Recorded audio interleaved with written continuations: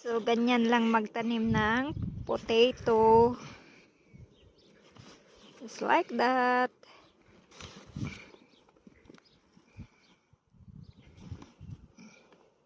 This is big kind of potato. Yep. So, yan guys. Linya na siya. Ang gawin lang dyan is lagyan ng parang bundok. Just leave this.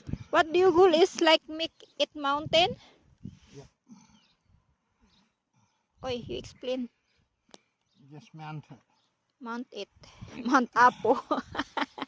This is Mount Apo. Okay, like this.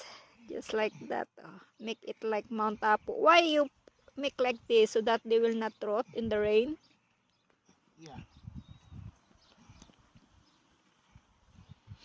Then when they start growing, you just add more dirt to it.